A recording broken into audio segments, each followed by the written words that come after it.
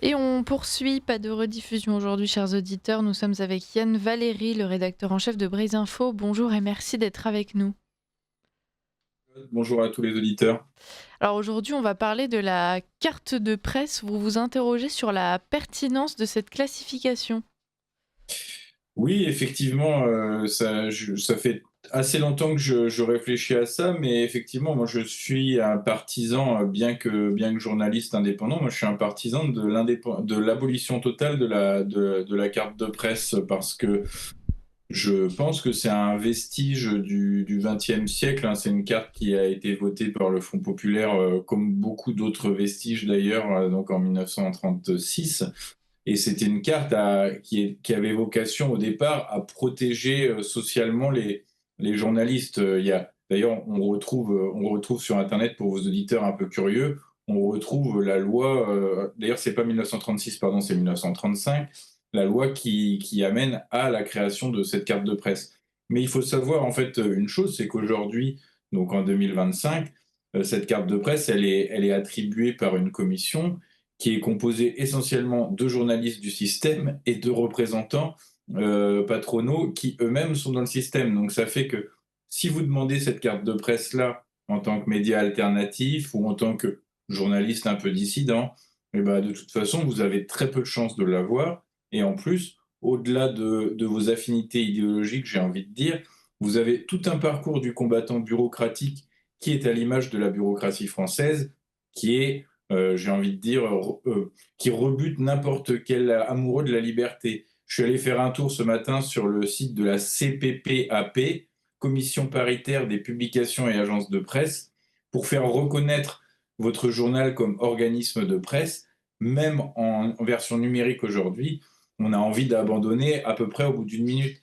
C'est l'Union soviétique, c'est Astérix et le domaine des dieux. Et je pense que, y compris d'ailleurs pour les partisans de la presse alternative, ça va à l'encontre de toutes nos valeurs, parce que nous, on a des valeurs de liberté, on a des valeurs d'autonomie, et on ne peut pas s'inféoder, y compris à l'État dans lequel on vit. Et je pense que d'ailleurs, le propre du journalisme, c'est d'être totalement indépendant, et donc de n'être inféodé ni à un État, ni à des syndicats, ni à des commissions dont on ne sait pas vraiment qui les dirige. Hmm. D'un autre côté, est-ce qu'en même temps, et justement à l'ère du numérique, sans cette classification de la carte de presse, ce serait pas la foire à tout avec n'importe qui peut décider en ligne de lancer son média plus ou moins qualitatif? Est-ce qu'on verrait pas fleurir une offre beaucoup trop nombreuse et qui d'ailleurs pourrait dériver vers ensuite la culture justement de la fake news pour pouvoir attirer du monde, les titres trop racoleurs et du coup qui s'éloignent de la vérité. Enfin, qu'est-ce que vous pensez de ça, Yann Valéry? Et je pense que alors d'une part, le journaliste et le journalisme, les vrais, font leurs preuves dans le temps, c'est-à-dire que tous les médias porteurs, enfin tous les pseudo-médias porteurs de fake news ou de désinformation en permanente finissent par disparaître parce que les gens qui sont derrière, ce ne sont pas des acharnés de travail, des acharnés de recherche et des acharnés de vérité. Et au final, ils disparaissent d'eux-mêmes. Donc, alors, ils ont peut-être un pouvoir de nuisance temporaire, mais en général, ça ne dure pas bien longtemps. Ensuite, j'ai envie de dire, il existe déjà des lois en France qui encadrent ici la diffamation, ici le mensonge, ici l'incitation à la haine ou les menaces enfin, il y a déjà tout un arsenal juridique que peuvent utiliser les autorités à leur escient. Et en fait, cet arsenal-là fait qu'à mon avis, non, il n'y a pas besoin d'encadrer. Et encore une fois, qui pour encadrer? Est-ce que Monsieur Edwy Plenel de Mediapart, ou est-ce que le syndicat CGT ou Force ouvrière, puisque il faut savoir aussi que les seuls syndicats qui sont autorisés dans les commissions qui attribuent la carte de presse sont les syndicats dits représentatifs. On en revient encore au Front populaire, c'est-à-dire les syndicats qui, en fait, aujourd'hui, ne représentent plus personne.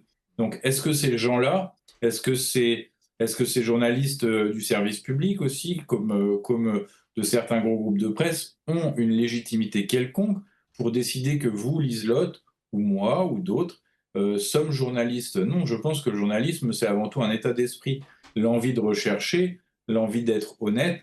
l'envie de rendre compte, l'envie aussi de sélectionner, parce que moi, je ne pense pas que le journalisme soit quelque chose de neutre. Le journalisme, c'est un combat, c'est une recherche, certes, de la vérité, mais c'est une sélection de l'information.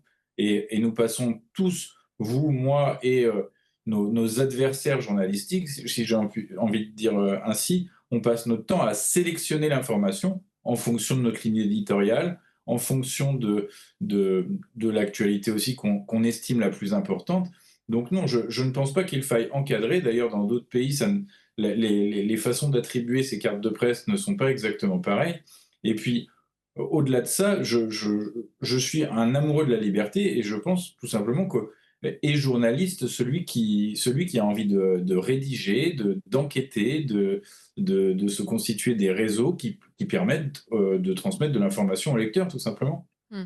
J'essaye de rester neutre parce que moi, en l'occurrence, j'ai ma carte de presse, je vous le dis franchement, chers auditeurs, donc c'est pour ça que j'ai pas eu, probablement autant de peine que d'autres, pour pouvoir, la demander, mais donc j'en arrive justement à cette remarque et cette question. C'est-à-dire que le problème avec la carte de presse, c'est que Yann Valéry, vous nous dites que justement ça ferait une classification entre professionnels légitimes et journalistes non certifiés. Est-ce que aujourd'hui, quand on voit justement le succès de tous ces médias alternatifs et de tous ces journalistes, éditorialistes qui, eux, n'ont probablement pas leur carte de presse, justement, est-ce que vous pensez que les Français accordent encore de l'importance à cette classification, ou est-ce que de toute façon, elle n'est pas de facto dépassée? Et puis voilà, c'est vrai qu'elle permet encore certains avantages, notamment peut-être se rendre dans les tribunaux, hein, je pense que moi, c'est pour ça que je m'en sers le plus, donc pour pouvoir assister au procès et pouvoir donc effectuer tout ce travail de journalisme en même temps.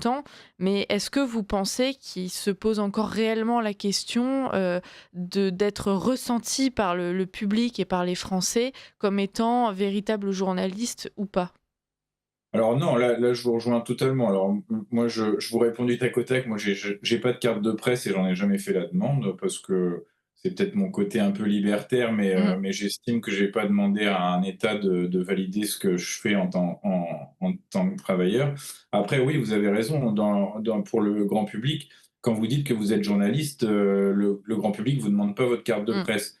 Et comme vous l'avez souligné aussi, cette carte de presse, finalement, elle n'ouvre que certaines portes. Alors, vous avez parlé des tribunaux, il y a aussi, on va dire, la communication officielle de tout ce qui est gendarmerie, police et quelques autres institutions, l'accès éventuellement à des ministères, mais à chaque fois, en fait, on vous donne accès à des choses publiques que, on va dire, on vous donne accès à des chargés de communication de telle ou telle institution. Donc, au final, c'est pas là que vous allez trouver réellement les informations, les scoops, c'est pas là que vous allez pouvoir enquêter grâce à votre carte de presse. Ou alors, au pire, vous allez vous faire plaisir, vous allez visiter quelques musées gratuitement, et puis vous allez peut-être à l'étranger, vous allez bénéficier aussi de quelques avantages, plus des avantages fiscaux. Donc là, oui, J'oublie d'accord. souvent la mienne, je paye tous mes musées, chers auditeurs, je tiens à le préciser.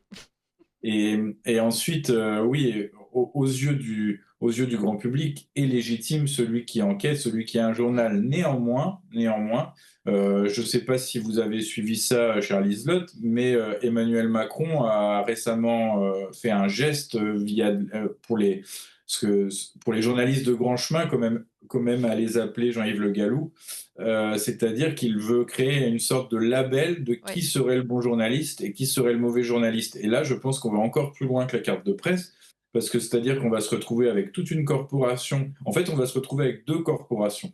C'est-à-dire la nôtre, celle des journalistes libres, indépendants, des éditorialistes dont vous avez parlé tout à l'heure, qui vont être en fait persécutés ou alors dénigrés, et qui le sont déjà d'ailleurs aujourd'hui, mais qui vont l'être encore plus, et voire censurés totalement, alors que les journalistes qui ont eu le label bon journaliste, c'est-à-dire en gros ceux qui se plient au, à la version d'État, hein, puisque c'est un petit peu ça quand même, eux auront toutes les portes ouvertes et puis bénéficieront de ce réel statut. Et je pense que là, il y a un danger.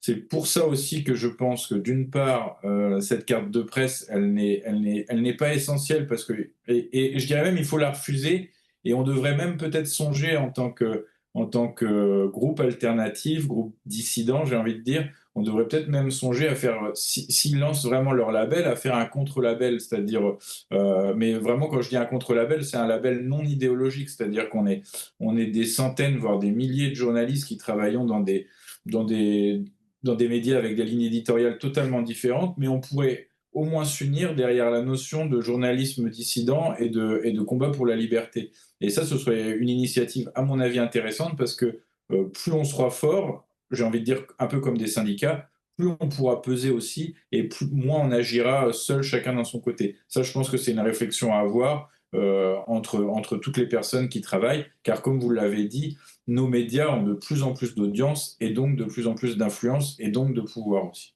Mmh.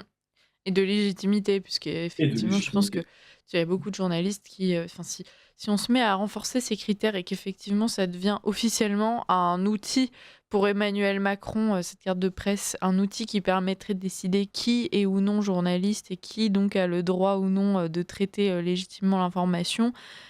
Ça pourrait, effectivement, être intéressant de pouvoir, prendre le contre-pied et puis rappeler à ce moment-là que tous ceux qui obtiendraient, cette accréditation seraient probablement, les journalistes qui, perdent de plus en plus de crédibilité, auprès, des Français. On le sait aujourd'hui, le service public, ne jouit pas de la plus grande confiance de la part, de ses auditeurs.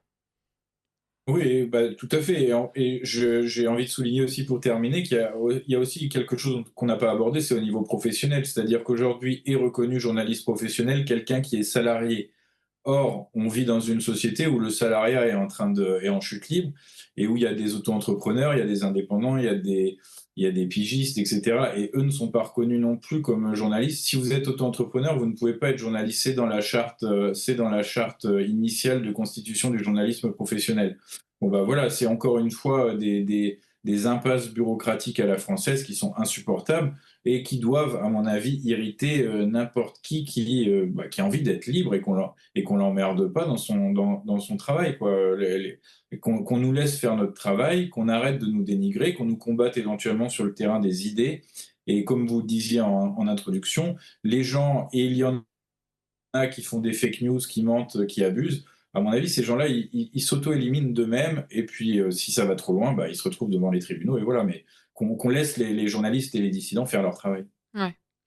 Merci beaucoup Yann Valéry pour cet entretien et donc cette analyse sur la carte de presse. Je pense que dans tous les cas, vous l'avez rappelé avec les déclarations d'Emmanuel Macron, c'est un sujet qu'on pourra aborder dans les semaines à venir. Je vous dis donc à la semaine prochaine, quoi qu'il en soit, et bonne journée. Aper, le sanglier en latin. Aper, un vêtement à votre identité. Avec Aper, sortez des marques woke.